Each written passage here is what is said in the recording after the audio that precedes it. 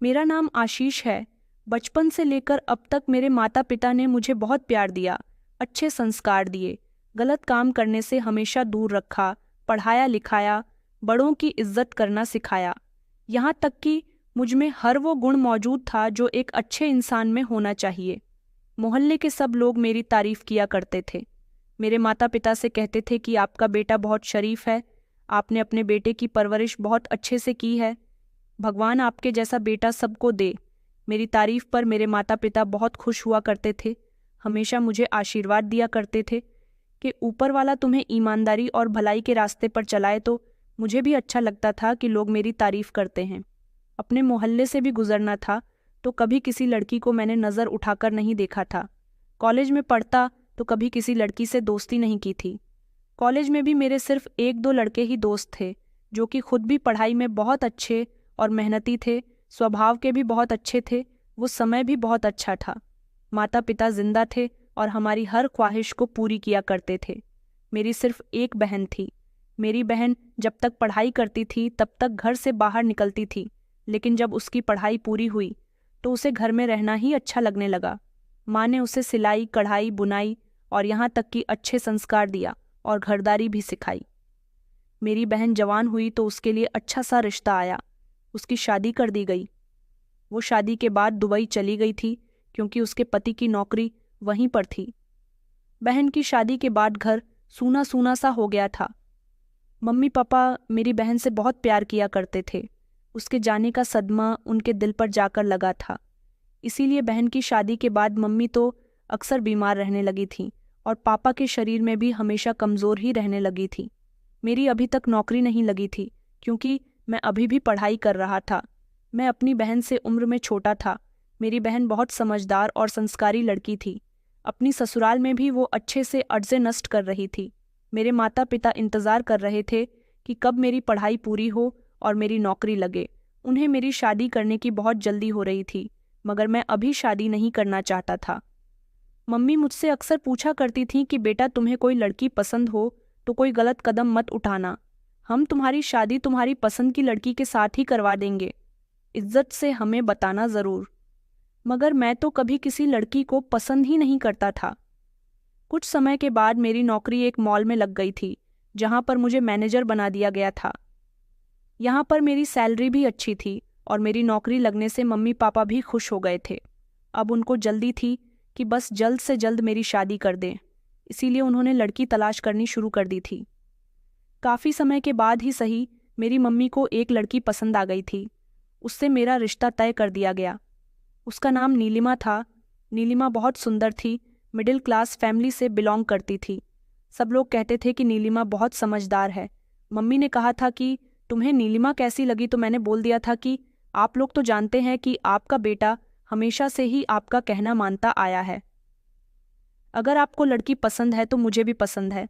मेरी बहन को भी फ़ोटो भेज दी गई थी, उसे भी लड़की पसंद आ गई थी। 6 महीने बाद की मेरी शादी की डेट फिक्स हो गई थी। बहन को भी दुबई से बुला लिया गया था।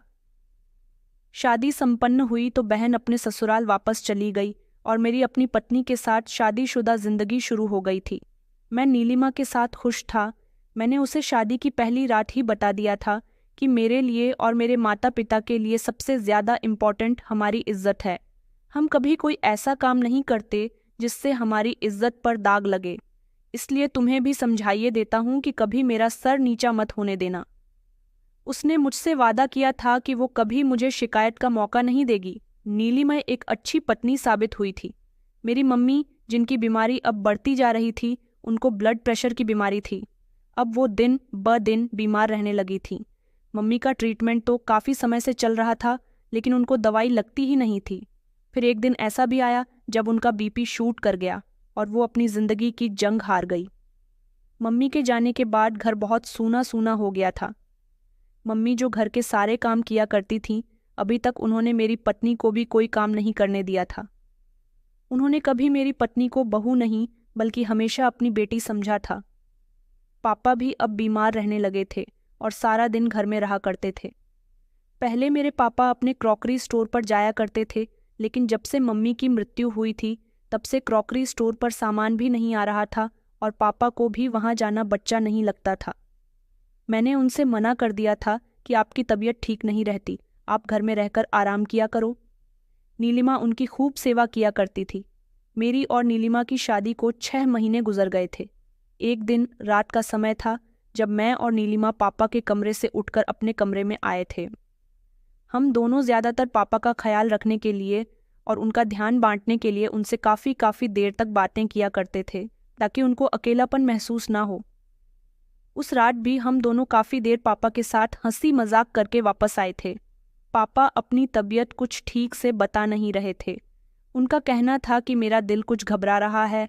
मैंने कहा भी था कि पापा मैं आपके पास सो जाता हूँ, मगर पापा ने इनकार कर दिया। कहने लगे कि नहीं बेटा, तुम बहू को अकेला छोड़ना चाहते हो। मैं बिल्कुल ठीक हूँ, तुम चले जाओ और आराम से जाकर सो।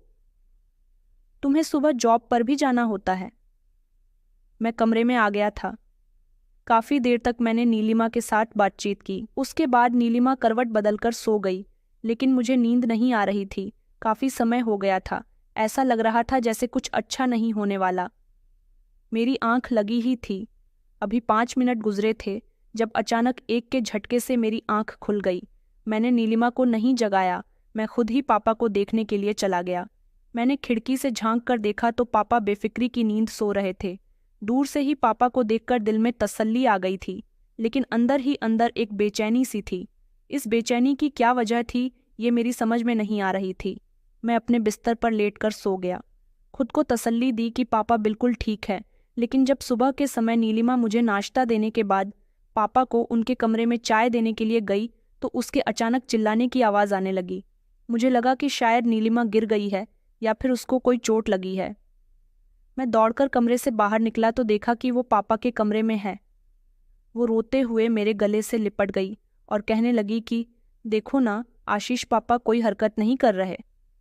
मैंने जैसे ही पापा को जगाने की कोशिश की तो पापा का शरीर पत्थर बन चुका था।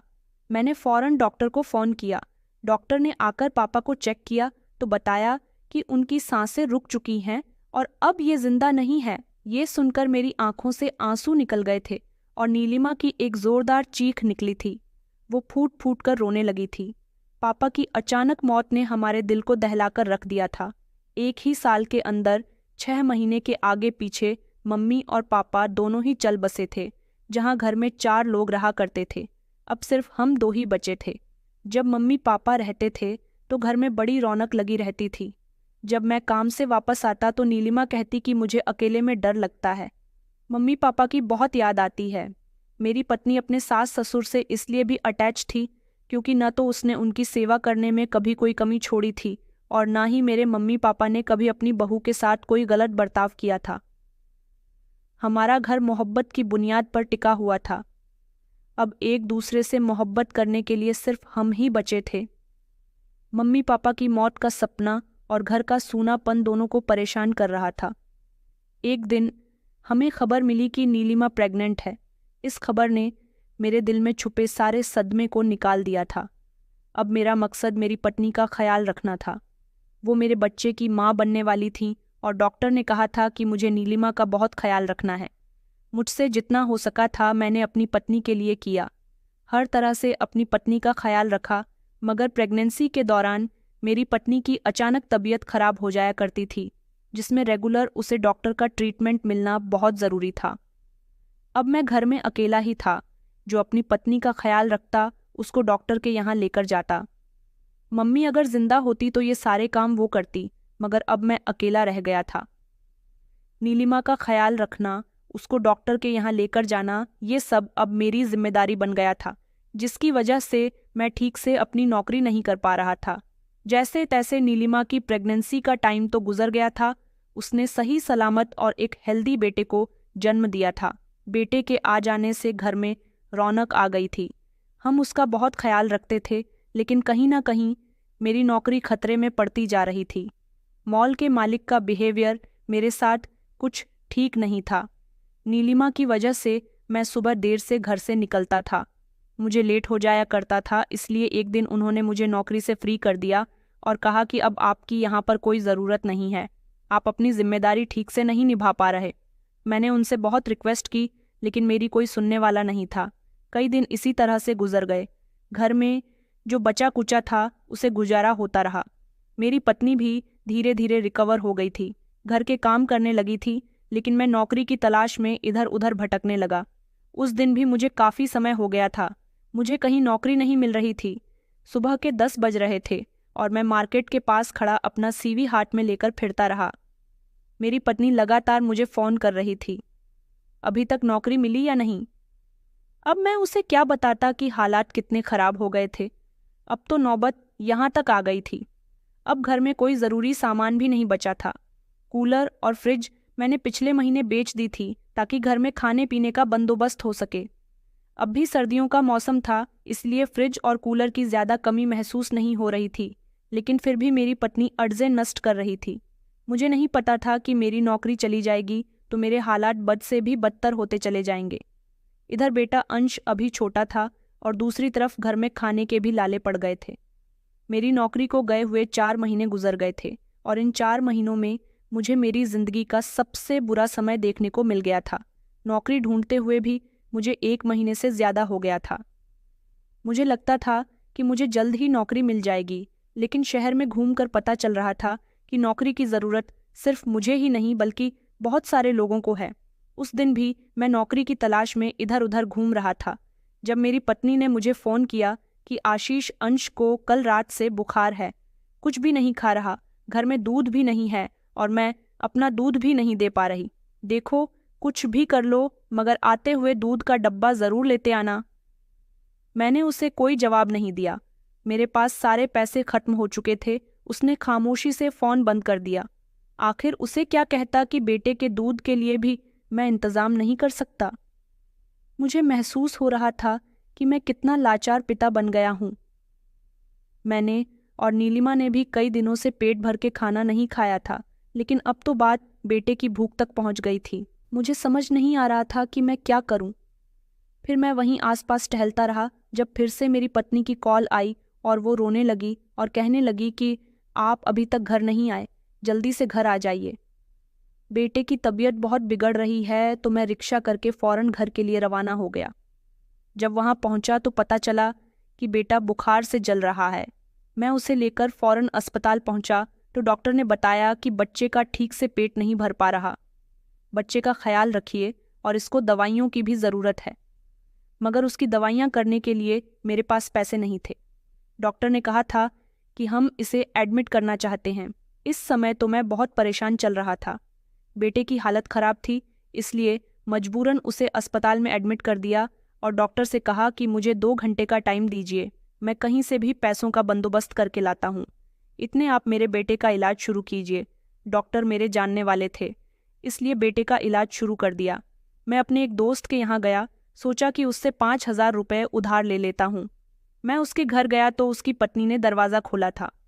मैंने जब अपने दोस्त मानव के बारे में पूछा तो उन्होंने कहा कि वो तो घर पर नहीं है, थोड़ी देर में वापस आएंगे, लेकिन मैं उसके यहाँ 1 घंटे तक रुका रहा।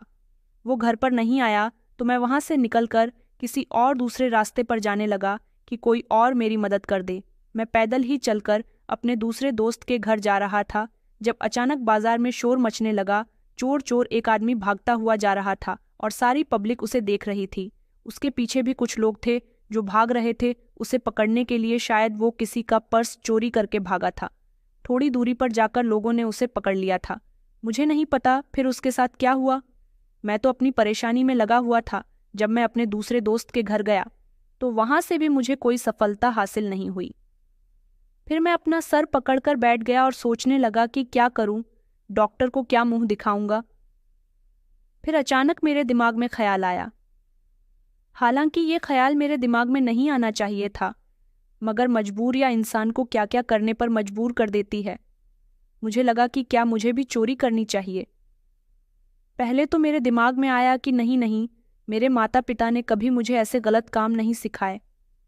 लेकिन आज जो बुरा वक्त मुझ पर गुजर रहा था उसमें ना तो मुझे नौकरी मिल रही थी, ना कोई मेरी सहायता करने के लिए आगे बढ़ रहा था।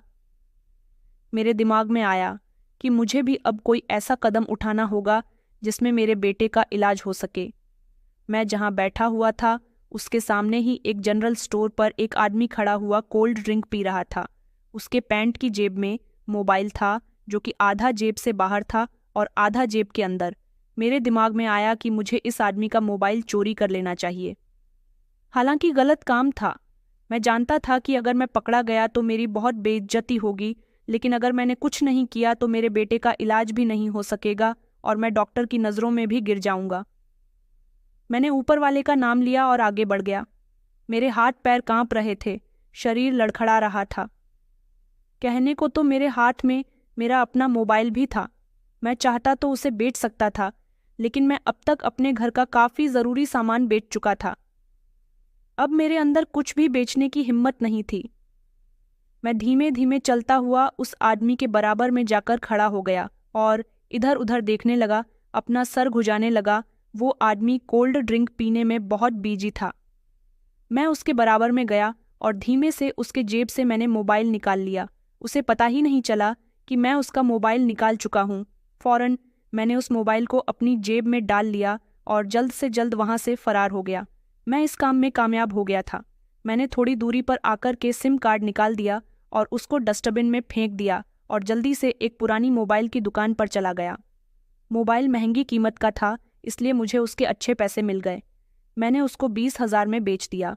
ये दुकानदार ज़्यादातर चोरी के मोबाइल खरीदा करता था। मैं इसको अच्छी तरह से जानता था, इसलिए मेरा काम बन गया और मैं जल्दी से पैसे लेकर अस्पताल पहुंचा। मैंने अपने बेटे के लिए मेडिकल स्टोर से दवाइयाँ खरीदी और अस्पताल की भी सारी फॉर्मेलिटी पूरी की। मेरी पत्नी मुझे हैरानी भरी नज़रों से देख रही थी कि मैं पैसे कहाँ से लेकर आया। उसने मुझसे पूछा भी तो मैंने कहा कि अपने एक दोस्त से मदद ली है। उसने नौकरी का पूछा तो मैंने उसे बताया कि अभी तक कहीं नौकरी नहीं लगी। मेरी पत्नी कहने लगी कि घर के हालात बहुत ज़्यादा ख़राब हो गए, आप जल्द से जल्द नौकरी तलाश कीजिए। मैंने उससे कुछ नहीं कहा और खामोश रहा। मैंने बाजार से अपनी बेटी के लिए डब्बे वाला दूध भी खरीद लिया था। जब उसको दूध पीते हुए देखा तो दिल को एक तसल्ली सी मिली थी। मैं दिल ही दिल में बहुत शर्मिंदा हो रहा था कि मैंने चोरी जैसा पाप क्यों कर लिया।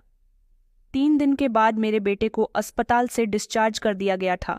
अभी भी मेरी नौकरी की तलाश जारी थी। आसपास की औरतों को पता चला कि हमारा बेटा अस्पताल में रहकर आया है तो लोग उसे देखने के लिए आने लगे।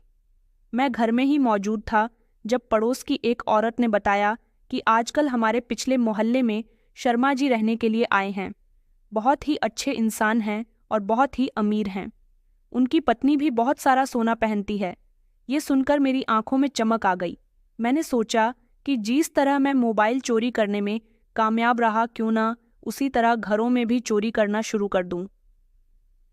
मेरे दिमाग में क्या चल रहा था ये सब मैंने अपनी पत्नी से शेयर नहीं किया था। बस अब मैं रात होने का इंतज़ार कर रहा था। मेरी पत्नी और बेटा जब रात को गहरी नींद में सो गए तो मैं उठा। मैंने चोरी करने की सारी तैयारी कर ली थी। कुछ मूवीज़ की चोरी वाली वीडियो देखकर चोरी करने के थोड़े बहुत तरीके सीख लिए थे। उसके बाद मैं खामोशी से घर से निकल गया। मैंने अपना हुलिया भी बदल लिया था। अपने चेहरे पर कालिख लगा ली थी ताकि कोई मेरा चेहरा पहचान ना सके। मैं घर से निकल गया और मुझे किसके घर में चोरी करनी थी ये भी मैं बहुत अच्छे से जानता था। वही शर्मा जी जिसका मोहल्ले की औरत जिक्र कर रही थी। ये शर्मा जी हमारे मोहल्ले में 2 हफ्ते पहले नए नए रहने के लिए आए थे। तब मेरी उनसे मुलाकात हुई थी। बाहर से ही मैंने उनका घर देखा था।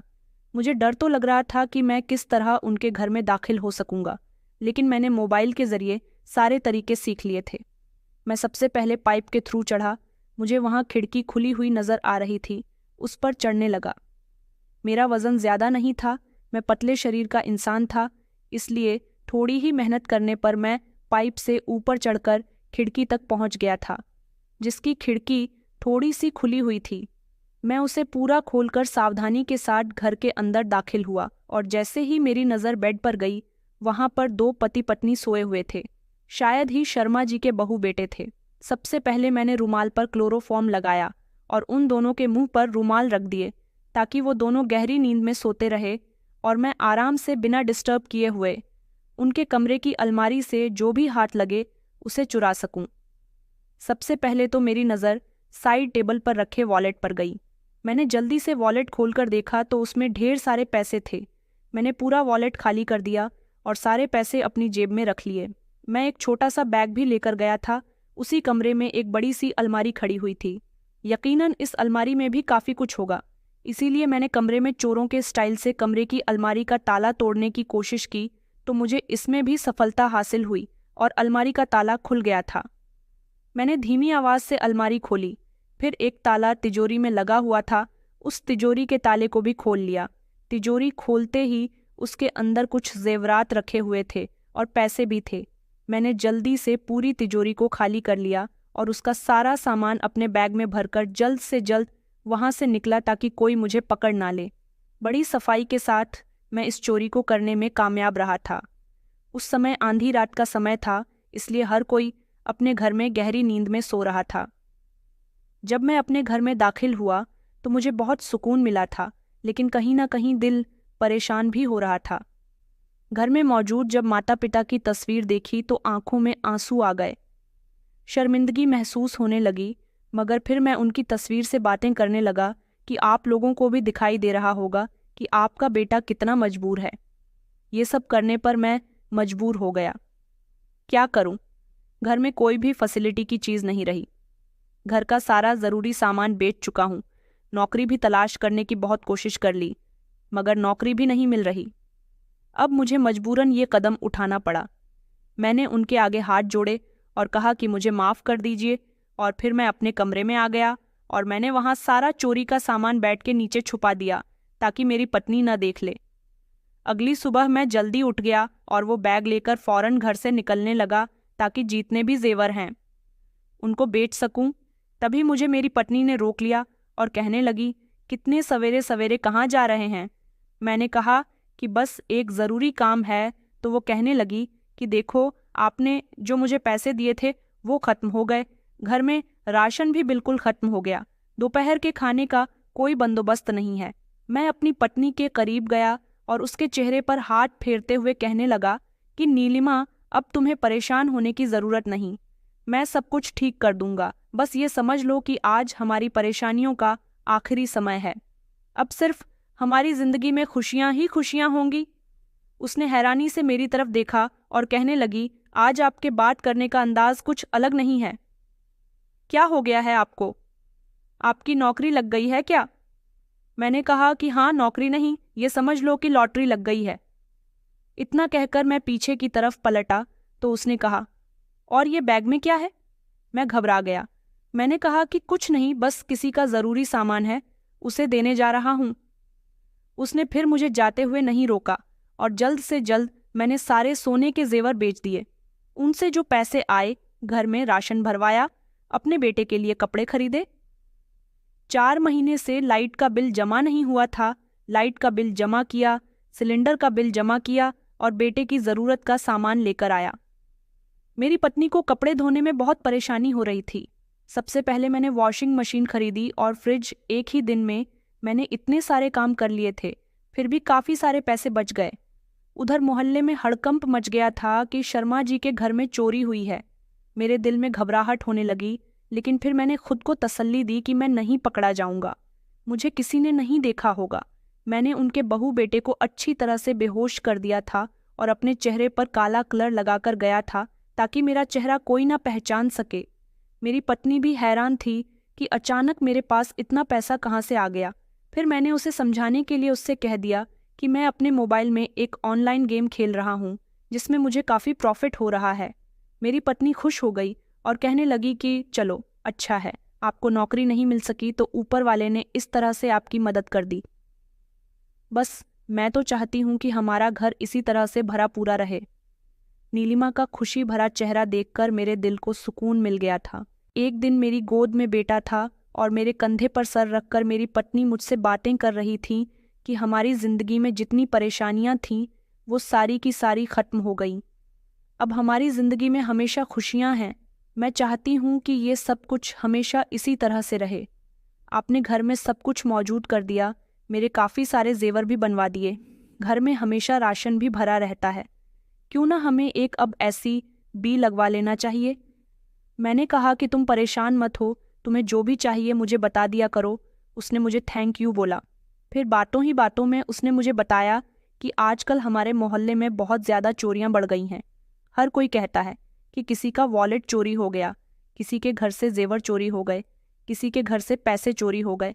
मैं तो कहती हूँ कि हमें अपने घर में कैमरे लगवा लेने चाहिए, कहीं हमारे घर में भी चोरी ना हो जाए। नीलिमा की बात सुनकर मेरा चेहरा फर्क पड़ गया और मेरी समझ नहीं आया कि मैं उसे क्या कहूँ। फिलहाल तो मैंने उसे कहा कि ठीक है, मैं कैमरा लगवा दूंगा। जिस पर वो खामोश हो गई थी। अब मेरी आदत बहुत बदल चुकी थी।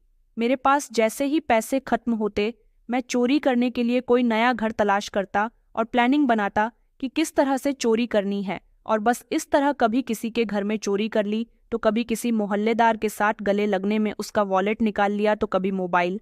अभी तक किसी को भी मुझ पर शक नहीं हुआ था, क्योंकि मैं मोहल्ले का शुरू से ही सबसे शरीफ इंसान रहा था, जिसे मोहल्ले के लगभग सारे ही लोग अच्छी तरह से जानते थे। लेकिन हर मोहल्लेदार बढ़ती हुई चोरियों से परेशान था। मेरी पत्नी भी हैरान होती थी कि अचानक मेरे पास इतने पैसे कहाँ से आ रहे हैं। ऐसा भी कौन सा गेम है जिसका सबसे ज्यादा फायदा मुझे हो रहा है। मगर मैं हर बार अपनी पत्नी से झूठ बोल दिया करता था, लेकिन ये झूठ ज्यादा दिन तक नहीं टिक सकता था। उस दिन मेरी पत्नी ने चोरी के जेवर जब मेरे पास देखे तो वो हैरान होकर मुझसे सवाल करने लगी, आशीष, ये इतने सारे जेवर। मैं उसे झूठ बोलने की काफी कोशिश कर रहा था, मगर अपनी पत्नी के सामने मेरे मुंह से झूठ नहीं निकल सका और मैंने उसे सब कुछ बता दिया कि हालात से तंग आकर मैं चोरी करने पर उतर आया हूँ। उसने कहा कि मुझे शक तो आप पर पहले से ही हो रहा था, लेकिन मुझे लगता था कि ये सब मेरा वहम है। आप जितने पैसे घर में ला रहे हैं, आपने घर में इस तरह से हर सुविधा मौजूद कर दी है। उस हिसाब से मुझे यही लगता था कि जरूर कोई ना कोई गड़बड़ है, लेकिन मैं आप पर विश्वास करती थी। आखिर आपने ऐसा क्यों किया? आप लोगों का भरोसा तोड़ रहे हो। मोहल्ले के लोग आपकी कितनी इज्जत करते हैं। आपको पता भी है कि अगर आप पकड़े गए तो हमारी कितनी बेइज्जती होगी। हम किसी को मुंह दिखाने लायक नहीं रहेंगे। मैं अपनी पत्नी की बातें सुनकर शर्मिंदा हो रहा था। मेरी आंखों में आंसू आ गए। मैंने कहा, तो फिर मैं क्या करता? मुझे यही सब ठीक लगा, सो मैंने ऐसा ही कर लिया। मैं उसके सामने रोने लगा था। मेरी पत्नी ने कहा कि चलिए, ठीक है, मैं मानती हूँ कि ये सब कुछ आपने मजबूर होकर किया, लेकिन आप मुझसे वादा कीजिए कि अब आइंदा आप ऐसा कुछ भी नहीं करेंगे। हमारे पास जो है हम उसमें ही खुश हैं। बुरा समय आएगा तो उससे मिलकर लड़ लेंगे, लेकिन आप कभी कोई गलत कदम उठाने के बारे में भी आप नहीं सोचेंगे। वक्त के तौर पर तो अपनी पत्नी के समझाने के लिए और खामोश करवाने के लिए मैंने उससे वादा कर लिया था कि ठीक है, मैं आइंदा चोरी नहीं करूंगा, लेकिन मैं अब अपनी आदतों से मजबूर हो चुका था। उसी दौरान एक दिन मेरे पास एक अनजान नंबर से फ़ोन कॉल आई। मैंने जैसे ही कॉल रिसीव करके बात की, एक लड़की बोल रही थी। उसने कहा कि सर, आप आशीष खुराना बोल रहे हैं। मैंने कहा कि जी। तो उसने कहा कि 3 महीने पहले आपने जिस नौकरी के लिए अप्लाई किया था, वहाँ एक पोस्ट खाली है। वहाँ आपको उस पोस्ट के लिए सेलेक्ट कर लिया गया है। कल आप आकर सर से मीटिंग कर सकते हैं। मैंने उसका शुक्रिया अदा किया और फ़ोन बंद कर दिया, लेकिन मुझे नौकरी लगने की कोई खुशी नहीं हुई थी। ये एक बहुत बड़ी इंडस्ट्रियल कंपनी थी, जहाँ मुझे एक अच्छी पोस्ट पर नौकरी मिल रही थी। मैं जानता था कि मैं रोज दिन रात मेहनत करूंगा, तब जाकर 60 से 70 हज़ार की सैलरी घर आएगी, लेकिन एक चोरी करने पर पूरे 1 महीने तक उसका फ़ायदा उठाता हूँ। मुझे भी अब चोरी करने की लत लग चुकी थी। हमारे घर से 4 घर छोड़ने के बाद विकास जी का घर था, जिनकी पत्नी मेरी पत्नी को बहुत अच्छे से जानती थी और उनका हमारे घर में आना जाना भी बहुत था। बातों ही बातों में मेरी पत्नी ने बताया कि अगले हफ्ते उनके 2 बेटों की शादी है। उनके यहाँ से हमारा इनविटेशन आया है। मैंने सोचा कि घर में शादी है तो बहू के लिए जेवर भी ज़रूर खरीदा होगा। शादी भी अगले हफ्ते में ही है। ज़रूर विकास जी ने बैंक से निकालकर जेवर अब अपने घर में रख ली होंगे, तो क्यों ना एक बार वहाँ चोरी की जाए। ये सब सोचते हुए मेरे चेहरे पर एक शातिर आना मुस्कुराहट आ गई थी। जैसा कि मैंने अपनी पत्नी से वादा किया था कि अब मैं चोरी नहीं करूँगा, इसलिए मैंने उसके गहरी नींद में सोने का इंतज़ार किया और सारी तैयारी के साथ विकास जी के घर में चोरी करने के लिए चला गया। मैं जानता था कि उनके घर में कैमरे वगैरह नहीं लगे हुए शादी वाला घर था। घर में बहुत ज़्यादा अफरा तफरी का माहौल था, इसलिए घर के सारे लोग देर से ही सही मगर गहरी नींद में सो गए थे। जैसे ही मैं उनके घर में पहुंचा तो समझ नहीं आया कि उन्होंने अपने घर की बहू के जेवरात कहाँ पर रखे हुए हैं, मगर कड़ी मेहनत के बावजूद मैं अपने काम में कामयाब रहा। मेरे हाथ ज्यादा कुछ तो नहीं आया, 2 सोने के सेट हाथ लग गए थे। यही मेरे लिए बहुत थे, जिसे मैं खामोशी से लेकर आ गया। लेकिन मेरे साथ एक छोटा सा हादसा हो गया था। जब मैं विकास जी के घर की खिड़की से छलांग मारकर नीचे कूदा तो मेरी कलाई में चोट लग गई थी। अगली सुबह जब मेरी पत्नी किचन में काम कर रही थी और मैं फ्रिज से ठंडा पानी निकालने के लिए गया तो मेरी पत्नी ने कहा कि विकास जी के यहाँ चोरी हुई है। मैंने एक नज़र पलटकर उसकी तरफ देखा, क्योंकि पूरे मोहल्ले में चोरी का हंगामा मचा हुआ था। मेरी पत्नी दोनों हाथ बांधकर खड़ी हुई थी और मेरी तरफ देख रही थी। उसने कहा, आशीष, चोरी आपने ही की है ना? मैंने कहा कि नहीं नहीं। मैं उससे नज़रें चुराने लगा। वो कहने लगी कि मैं सब समझती हूँ, ये चोरी आपने ही की है। मैं अभी भी उसे नज़रअंदाज कर रहा था जब वो मेरे सामने आकर खड़ी हो गई और कहने लगी कि आप मुझसे नज़रें क्यों नहीं मिलाते? आखिर आपका लालच पूरा क्यों नहीं हो रहा? पहले ही आप काफ़ी घरों में चोरियां कर चुके हो, आप पकड़े नहीं गए। इसका मतलब ये नहीं है कि हर बार बचते रहोगे। इतनी ही देर में उसकी नज़र मेरी कलाई पर पड़ गई। उसने कहा कि आपकी कलाई पर क्या हुआ? मैंने उस पर भी कहा कि कुछ नहीं हुआ। उसने मेरा हाथ पकड़ लिया और कहने लगी कि आशीष, आपको पता है कि आज सुबह क्या हुआ? मैंने चौंक कर अपनी पत्नी की तरफ देखा। वो कहने लगी कि आप जानते हैं, विकास जी एक रिटायर्ड ऑफिसर है। उनकी पत्नी सर पकड़ पकड़ कर रो रही थी। उन लोगों ने पुलिस में कंप्लेंट दर्ज करवा दी है। पुलिस इन्वेस्टिगेशन कर रही है।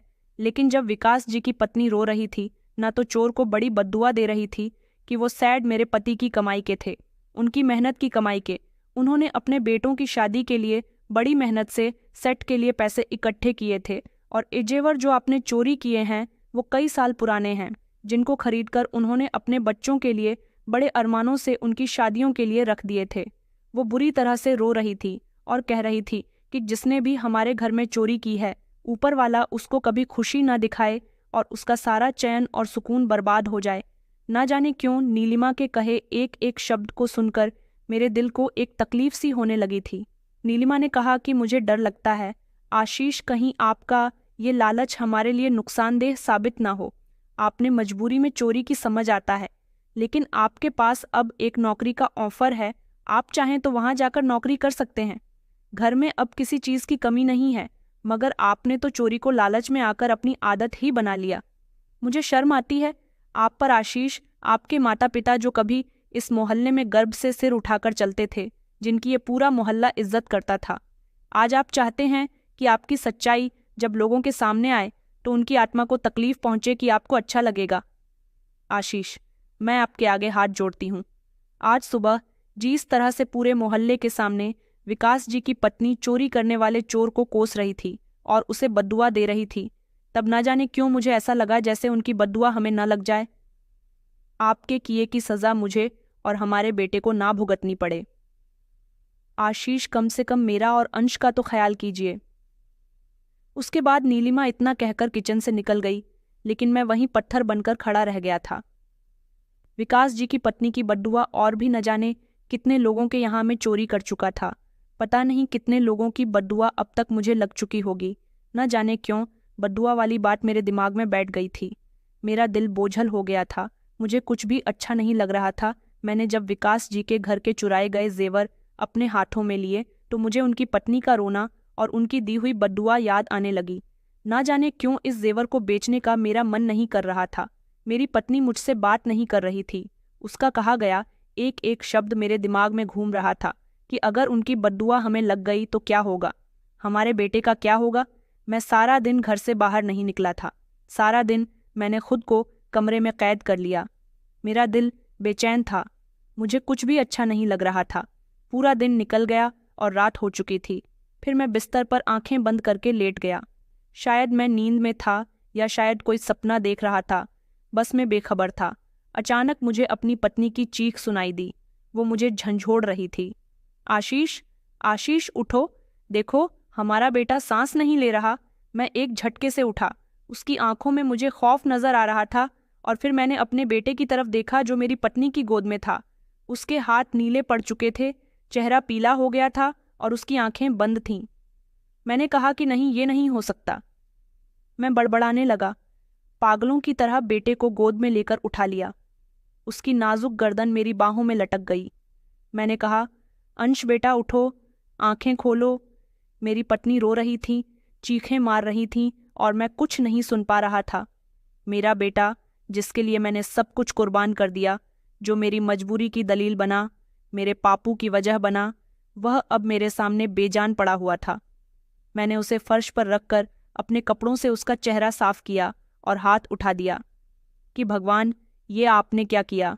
आपने तो मुझसे मेरा बेटा छीन लिया। मैं तो सिर्फ जिंदा रहना चाहता था, अपने बेटे और अपने परिवार को सारी खुशियां देना चाहता था। मेरी आंखों से आंसू बह रहे थे। मैंने कहा कि ये मेरी सजा है जो मेरे बेटे को भुगतनी पड़ रही है। मैंने जो रास्ता चुना उसके लिए ऊपर वाला मुझे माफ कर दे। मैंने अपनी मजबूरी का फायदा उठाकर अपने लालच को बढ़ावा दिया। तभी मेरी पत्नी मेरे पास आई और कहने लगी कि देखो, तुम्हारे लालच ने हमारे बेटे की जान ले ली। तुम्हारी गलती की सजा इसको मिल गई। चोरी करना पाप है, चोरी के पैसों से और दूसरों की ज़रूरतों को उजाड़ कर। तुम अपनी ज़रूरतें पूरी करने चले थे ना? अब देख लो कि क्या अंजाम हुआ। मैं बहुत शर्मिंदा हो रहा था और फूट फूट कर रो रहा था कि मैं अपने बच्चे का पेट भरने के लिए जो गलत काम कर रहा था, वो अब मेरे बेटे के लिए जहर बन गया। मैंने अपने बेटे को गोद में उठाया, उसे अपने गले से लगा लिया। मैं चाहता था कि वो आंखें खोल दे, मगर वो तो बिल्कुल खामोश पड़ा हुआ था। उसका शरीर मुर्दा हो गया था। मैं पागलों की तरह चिल्ला रहा था और बार बार ऊपर वाले से कह रहा था कि मेरी गलती की सज़ा मेरे बेटे को क्यों दी। मेरी गलती की सज़ा मुझे देनी चाहिए थी। प्लीज़ मेरे बेटे को ज़िंदा कर दो और मुझे अपने पास बुला लो। बस एक बार मेरे बेटे को ज़िंदा कर दो। मैं सब कुछ छोड़ दूंगा, सब कुछ। मगर आसमान खामोश पड़ा हुआ था। वक्त जैसे कहीं रुक गया था। मेरी पत्नी ने भी अब रोना बंद कर दिया था। वो बस खामोश बैठी थी, बेटे को देख रही थी, जैसे यकीन न कर पा रही हो कि ये वही बच्चा है जो कल तक हंस रहा था, खेल रहा था। आज इसका शरीर मिट्टी बन गया।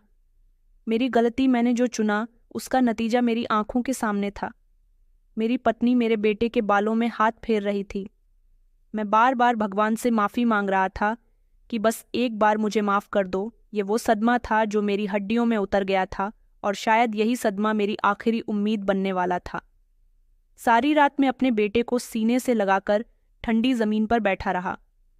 मेरी आंखों से आंसू नहीं रुक रहे थे और होठों से माफ़ी। मैंने कहा कि अंश बेटा, एक बार अपनी आंखें खोलो, बस एक बार।